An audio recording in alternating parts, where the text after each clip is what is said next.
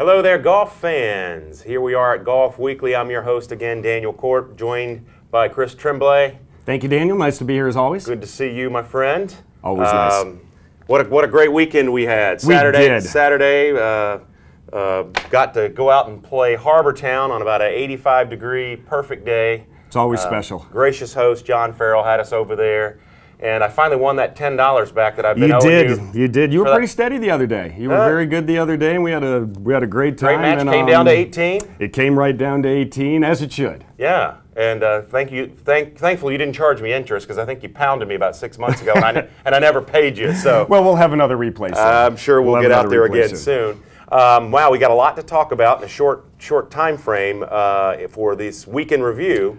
Number one thing would be FedEx Cup. Wow, what a showing by Brandt Snedeker. Brandt Snedeker is now $11.4 million more in his pot. Yeah, Brandt Snedeker played terrific this weekend. You know, it was an emotional weekend for him because his instructor, the director of instruction down at Sea Island Golf Club in Georgia, Todd Anderson, his son had an auto accident and he's in the hospital. Apparently things are getting better by the day, but they were connected and he visited Todd's son. I think his name is Tucker, if I'm not mistaken. That's right. In Atlanta. Yeah, in Atlanta there. And he was able to regroup. He had a double bogey early in the round, but from there on in, he was steady Freddy, and bam, Tour Championship and FedEx Cup. Cha-ching. Yeah, cha-ching. And, you know, it's no secret that Snedeker is considered one of the best putters on tour. And, boy, he saved his best strokes for last. I mean, I think he led the field in birdies by a large margin. Well, you know, when he gets up to the ball, the great thing about him is, you know, he doesn't take him any time. He's committed, and, you know, I really try to enforce that upon, you know, my students, you know, especially the students at our Junior Players Golf Academy, that, you know, once you've got a game plan, get in there and do your thing. Yeah. You know, and he, even that chip-in he had on 17 for birdie that made it so the walk-up 18 with a 4-stroke lead was nice and easy. A practice stroke or two, walked right up, boom, and it was dead nuts perfect. That is a good lesson to learn if you're watching these guys. You know, they spend a little bit of time figuring out what they want to do with the shot, but once they step over that ball, most of them pretty much are locked and loaded and ready to fire. They're committed. They've got a plan, and it certainly worked out for him, and it was a great champion and excited. Well, I got to play with Brandt, I've mentioned this before, in 2007 here in the Heritage Pro-Am. It was right after he got third in the Masters. And I got to say, you know, we've said this, I was with Michael Iaquina and Mike LeConte, two good friends of mine. We actually won the morning wave of the Pro-Am with him. But talk about a gracious guy. He talked with us all the way down the fairway, very engaging, helped us with our, you know, putting, short game, gave us tips, and really stood around afterwards, did a lot of pictures, did a lot of autographs. Just couldn't have had a better guy to play with, and then he goes on 2 years later and becomes our champion. Well, for lack of a better term, he gets it. He gets it, absolutely. That's a good way to put it. And he said you know, going to visit Tucker Anderson, who had the brain injury, and his father, who's been struggling with cancer.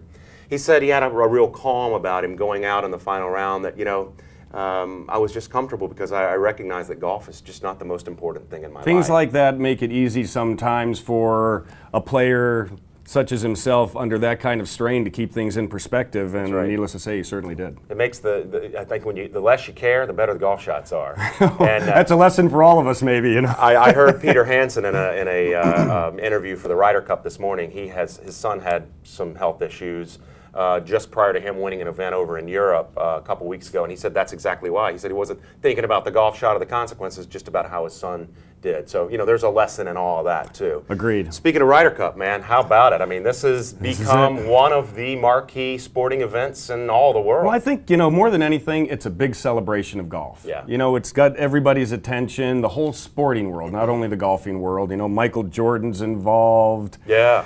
You know, it's in Chicago, an exciting city, and I think it should be a really exciting weekend for everybody. Just for our viewers out there, just so everybody knows, Friday is when it starts. TV time for us here on the East Coast is 8:20 in the morning is the first match. It will be foursomes in the morning, which is alternate shot, 4-ball in the afternoon on Friday. Same thing on Saturday, 8:20 in the morning will be the first match, foursomes in the morning, 4-ball in the afternoon, and then Sunday, when everything comes to a head, are the 12 singles matches, and they will be coming on TV at noon on Sunday. So you have ESPN on Friday, NBC coverage starts at 8:20 on Saturday, and NBC coverage starts at noon on Sunday. And you always get the unbiased opinion and commentation of Johnny Miller. Johnny Miller, yes. Yeah. I'm sure Johnny will be out in full force, full voice this weekend. You think we'll hear the word choke anywhere in that during the event? You know what I always like to do? I like to do the Johnny count. I always like to see how many times over the broadcast Gary Koch says, "Well, Johnny," or "Well, Johnny." I always do the Johnny count. You know, that's what I like to do. Well, I think he actually is pretty exciting to listen to because he brings an element into it. Very much so. He's the #1 guy in golf. There's no doubt. He really is. Now, Chris, man, you know, this was more of a ceremonial thing up until about 1991. When they had the battle over at Kiowa by the shore. Yeah. It was a little contentious. There was some bad blood there. But Europe has pretty much dominated us since then. I think we've won 3 since 1999. They've dominated in a big way, and everybody has the reasons why, or their reasons why they think this has happened.